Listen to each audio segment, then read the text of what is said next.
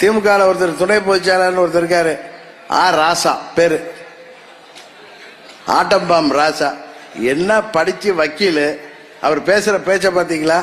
ஆட்டை கடிச்சு மாட்டை கடிச்சு கடைசியா புரட்சி தலைவரே கடிக்க வந்துட்டார். அவரு புரட்சி தலைவரை பார்த்து என்ன சொல்றாரு? அவரு எவ்வளவு பொய் சொல்றாரு பாருங்க. ஒரு படித்தவர், அமைச்சரா இருந்தவர், அவர் என்ன சொல்றாரு? புரட்சி தலைவர் தான் மறைந்த திரு கருணாநிதி அவர்களுக்கு அவர் விசாரணை கைதியா இருந்தப்ப அவருக்கு தண்டனை கைதிக்கான ட்ரெஸ் மாட்டி விட்டாரு அப்படின்னு.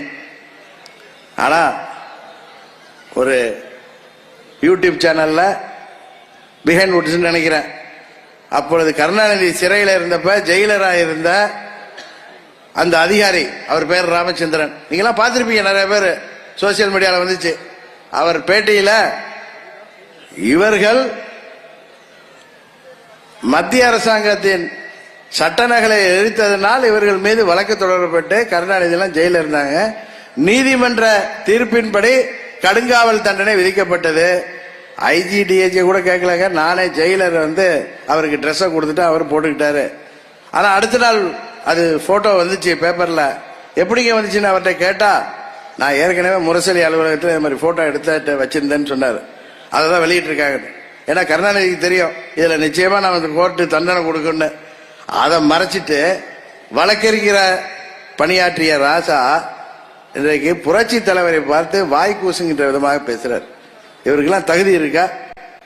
இவர் செய்யறத கண்டிச்சு அண்ணன் பழனிசாமி கூட்டம் போடுது. இவங்க ரெண்டு பேருக்குமே அந்த தகுதி இருக்கா? புரட்சி தலைவரோட இயக்கத்தை தொண்டர்களால் தலைவர் தேர்ந்தெடுக்கப்பட வேண்டும் என்கின்ற புரட்சி தலைவரின் அந்த சட்டத்திட்டங்களை மாற்றி இன்றைய அந்த இயக்கத்தை கபலீகரம் செய்திருக்கின்ற பழனிசாமி எப்படியாவது தன்னை தொண்டர்களாவது ஏற்றுக்கொள்ள வேண்டும் எல்லா இடத்தையும் போராட்டம் பண்றார்.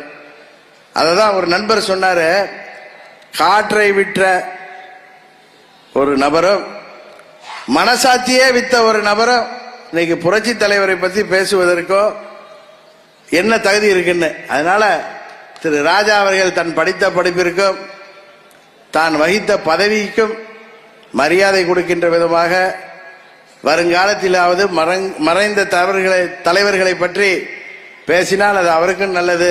இல்லாட்டி பெரம்பலூர்ல போய் பழையபடி அங்க கோர்ட்ல தான் போய் கருப்பு சட்டை போட்டு நிக்கிற மாதிரி தான் வரப்போகுது.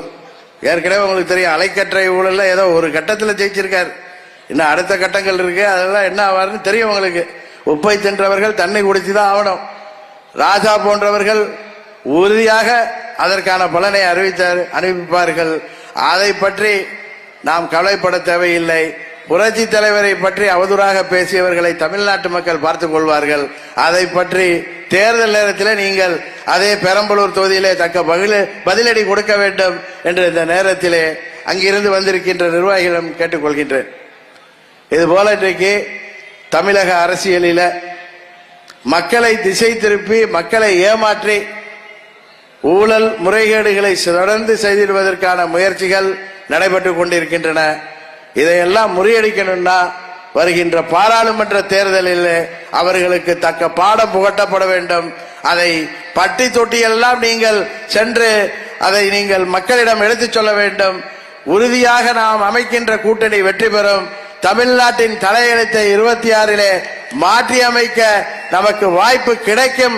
அதற்கு நீங்கள் பணியாற்ற வேண்டும் என்று மீண்டும் உங்கள் அனைவரையும் பணிவன்போடு கேட்டுக்கொண்டு